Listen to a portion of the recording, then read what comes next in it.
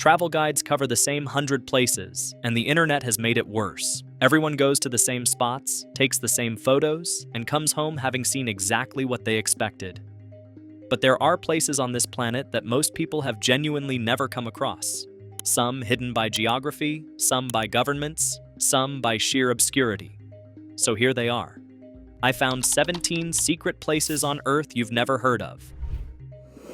Number 17, Surtsey Island, Iceland. In November 1963, fishermen off the southern coast of Iceland watched the ocean begin to boil.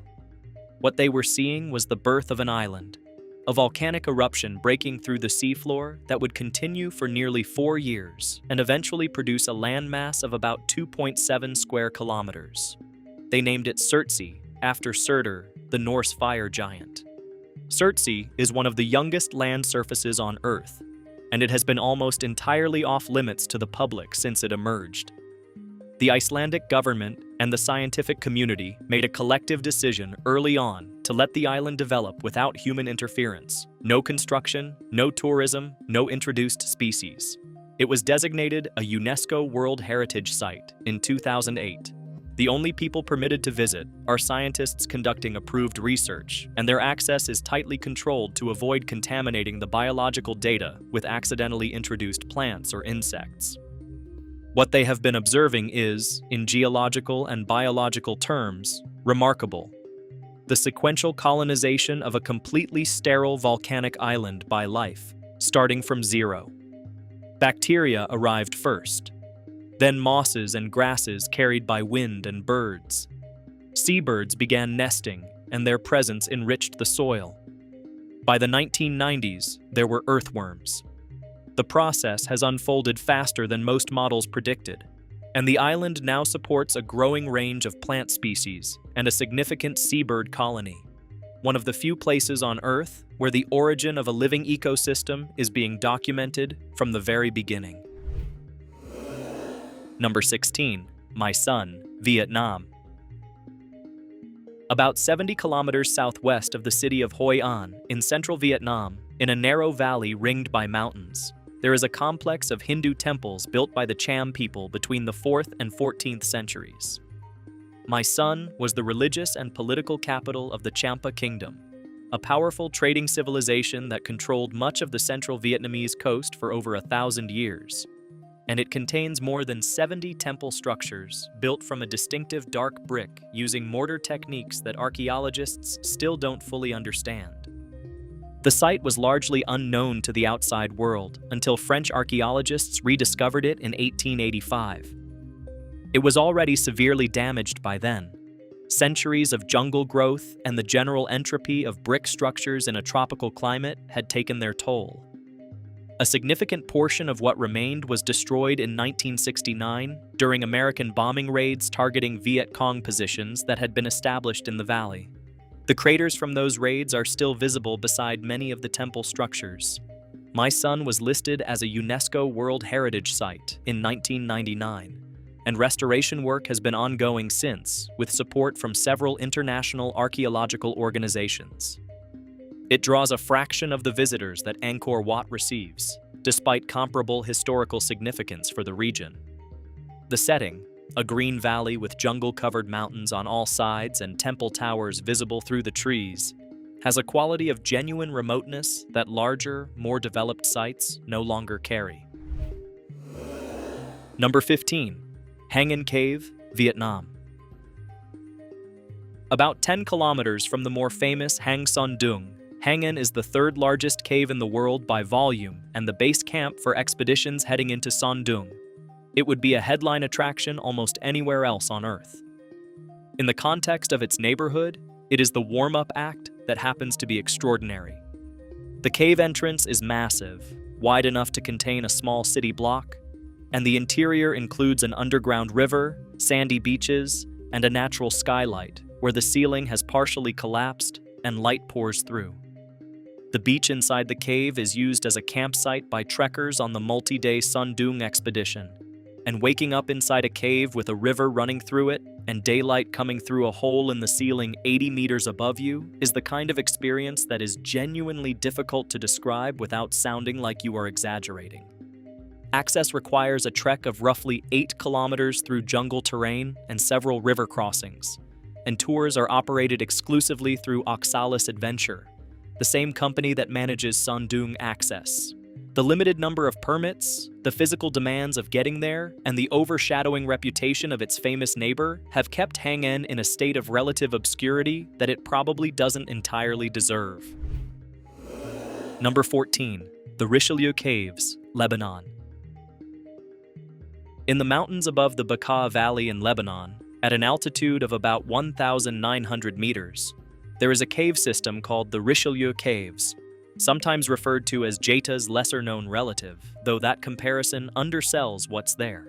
The caves were first explored by cavers in the 1960s and contain an extraordinary range of speleothem formations: stalactites, stalagmites, cave pearls, and calcite formations that have built up over thousands of years in chambers the size of concert halls. The Richelieu system has never been developed for mass tourism, largely because Lebanon's political and security situation over the past several decades has made large-scale infrastructure investment in remote mountain locations something of a low priority. Access involves a lengthy hike from the nearest road, and guides who know the route are not easy to find. The cave system is not formally protected, which is a concern for Lebanese cavers who have documented it, though the difficulty of reaching it has served as an accidental preservation mechanism.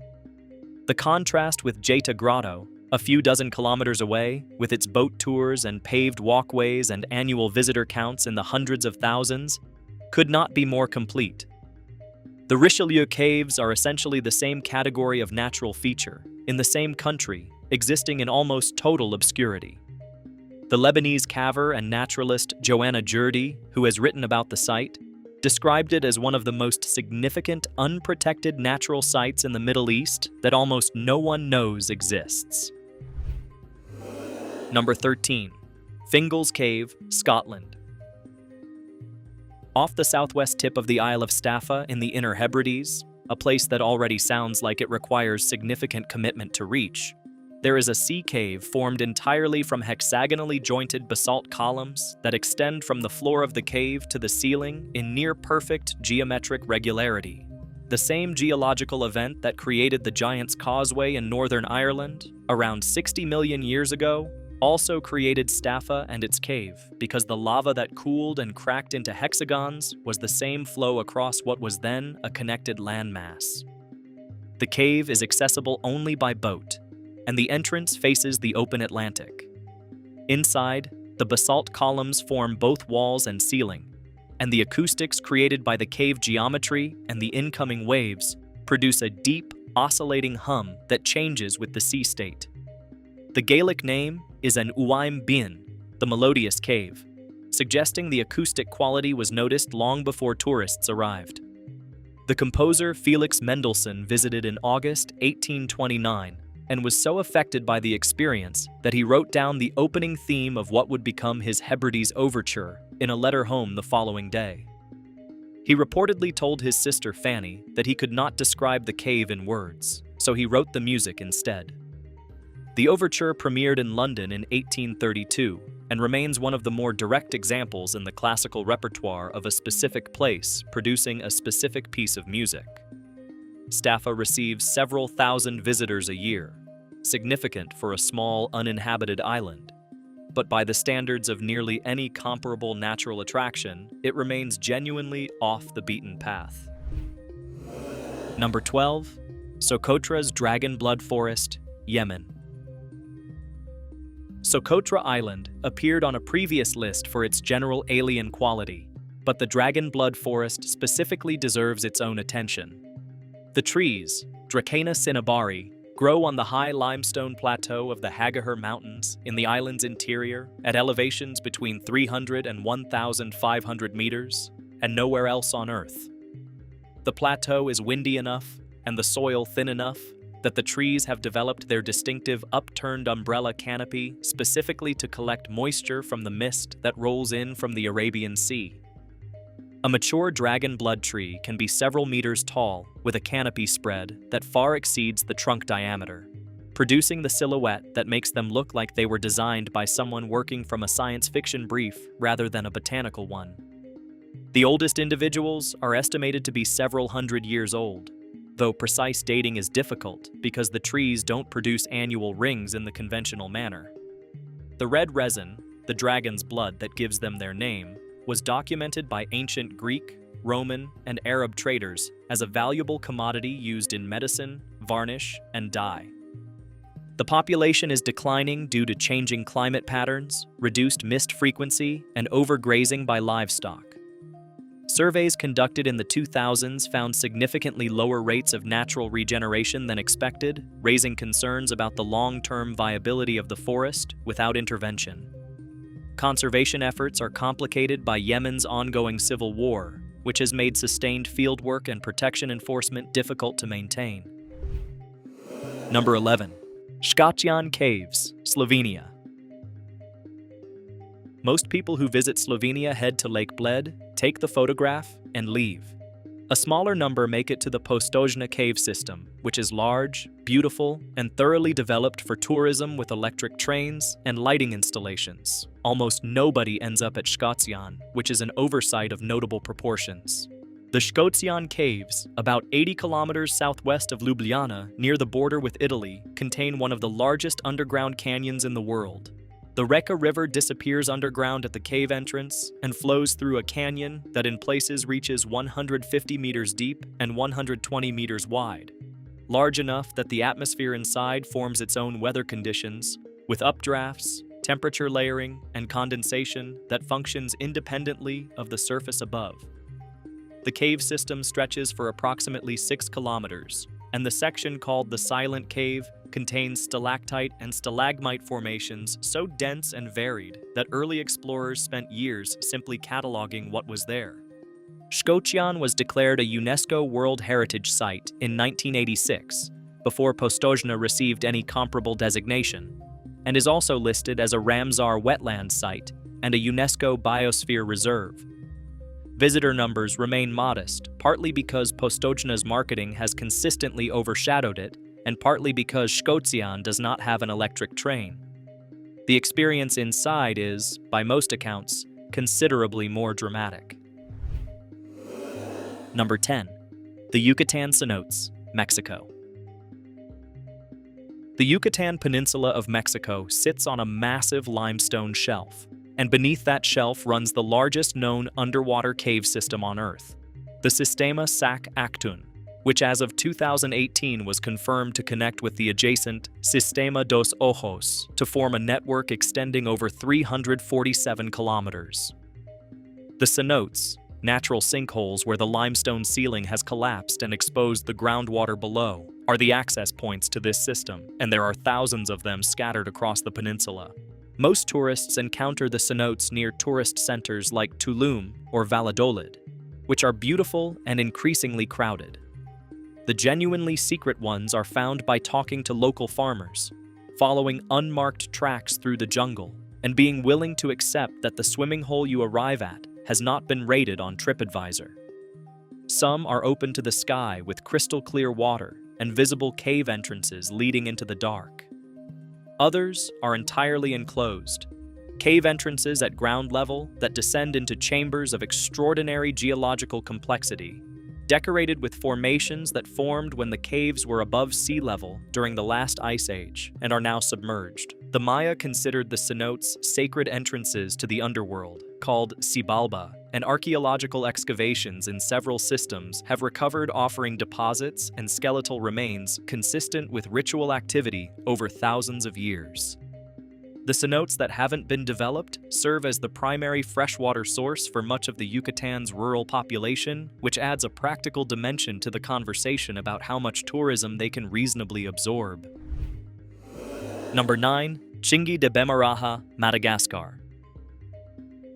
The Tsingy de Bemaraha Strict Nature Reserve in western Madagascar covers about 1,520 square kilometers of a landscape that looks like someone attempted to build a forest out of razor blades.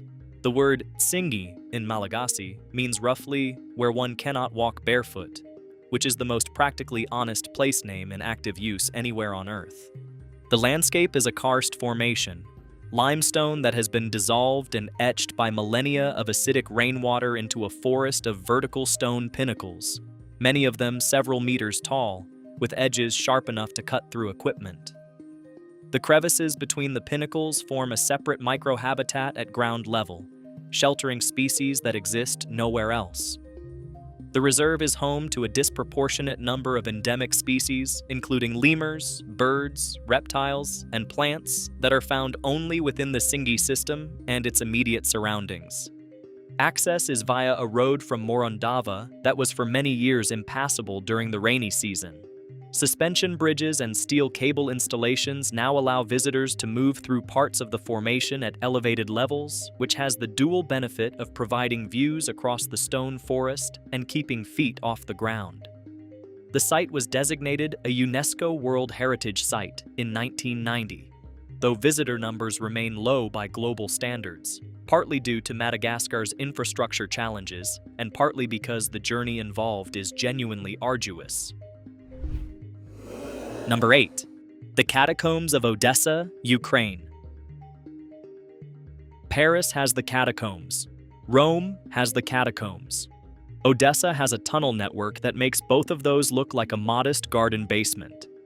The Odessa catacombs are estimated to extend for between 2,500 and 3,000 kilometers, a figure so large it is sometimes dismissed as exaggeration, but which is consistent with the scale of limestone quarrying that took place beneath the city from the late 18th century onward, as builders extracted the Pontic limestone used to construct nearly every building in the old city above.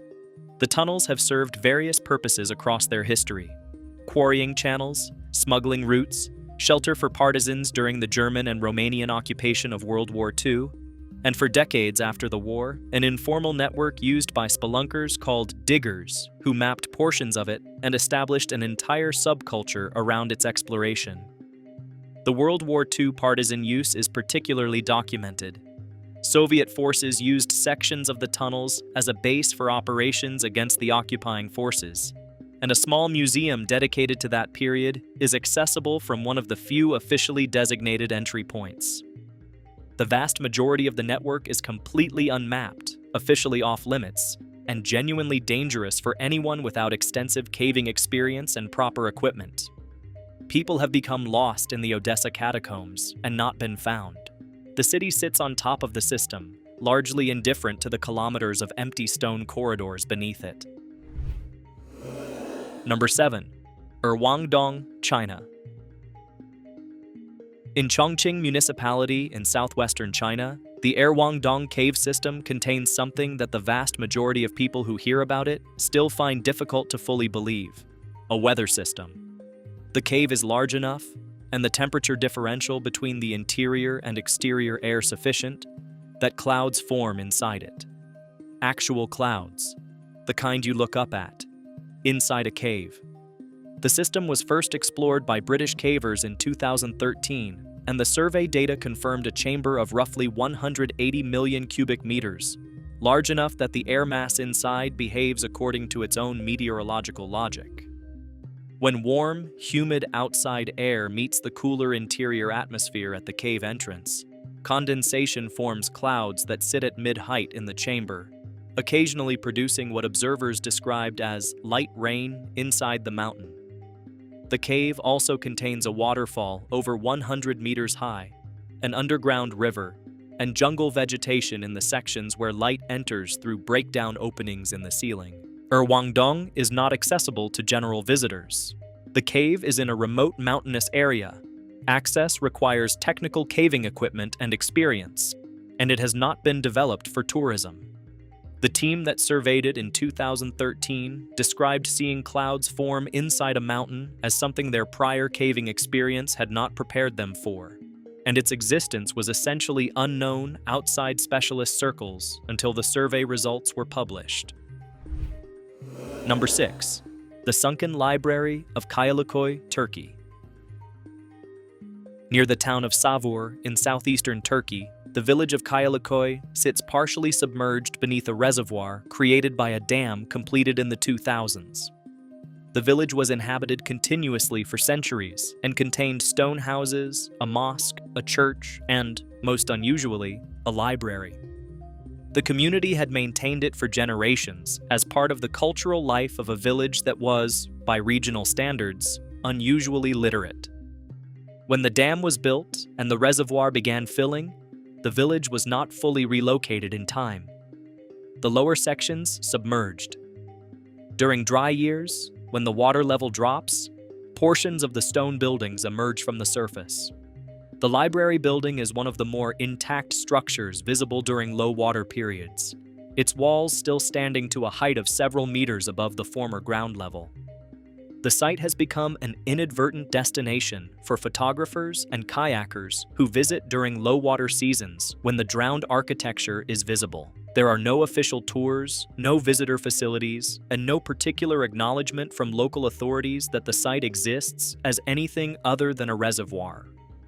The books from the library were reportedly removed before the flooding, though where they ended up is not consistently documented in the accounts available. Number 5. Deception Island, Antarctica. Deception Island sits in the South Shetland Islands off the Antarctic Peninsula and is one of the few places on Earth where ships can sail directly into the caldera of an active volcano. The island is a horseshoe-shaped ring of volcanic rock with a narrow gap in the rim called Neptune's Bellows, narrow enough that navigating it requires careful seamanship, leading into a harbor called Whalers Bay that is entirely enclosed by the volcano's walls. The island has a complicated human history. Norwegian and British whaling operations used the harbor extensively from the early 20th century, and the ruins of the whaling station, boilers, storage tanks, and collapsed buildings remain on the black sand beach. Argentina, Chile, and Britain all established scientific stations on the island at various points during the mid-20th century. The volcanic activity that makes the island geologically interesting also destroyed several of those stations. Eruptions in 1967 and 1969 damaged or destroyed the British and Chilean bases. The water in the caldera is geothermally heated in places, making it technically possible to swim in Antarctic waters with something less than immediate regret. Geologist and Antarctic explorer Gillian Turner, writing about the island, described it as one of the few places on Earth where the geological violence that shapes landscapes is immediately, physically present in a way that is not just visible, but warm to the touch. A limited number of expedition cruise ships visit each season, making Deception Island accessible but not particularly well known outside of Antarctic tourism circles. Number 4. The Naka Crystal Caves, Mexico. In the state of Chihuahua, Mexico, about 300 meters below the surface beneath the Naka silver mine, there are caves containing the largest natural crystals ever found. The crystals are selenite, a form of gypsum, and some of them are over 11 meters long and weigh up to 55 tons. They grew in a cave that was flooded for millions of years with mineral-rich hot water at a constant temperature of around 58 degrees Celsius, in conditions that allowed the crystals to accumulate slowly without disturbance. The caves were discovered by miners in 2000 while drilling new tunnels. The environment inside is so extreme, roughly 58 degrees Celsius with nearly 100% humidity, that an unprotected person loses consciousness within about 10 minutes and can suffer fatal heat stroke within half an hour. Scientists who entered the cave to study it wore specially designed cooling suits with ice packs and breathing apparatus to extend their working time to around 20 minutes per session. The mine owners pumped groundwater out of the caves to keep them accessible while the mine was in operation. But when mining operations ceased, pumping stopped. The caves began reflooding. By 2017, they were completely submerged again, which in the long term will protect the crystals from the atmospheric damage they were beginning to sustain during the years of exposure. The crystals are essentially inaccessible now, and photographs and video taken during the years of scientific access represent the primary record of what the caves looked like. They remain, by most definitions, one of the most extraordinary geological environments ever discovered. Number 3. Palawan Underground River, Philippines. The Puerto Princesa Subterranean River National Park in Palawan, Philippines, contains a navigable underground river that flows for approximately 8.2 kilometers through a mountain before emerging into the South China Sea. It is one of the longest navigable underground rivers in the world. The river is tidal at its coastal end.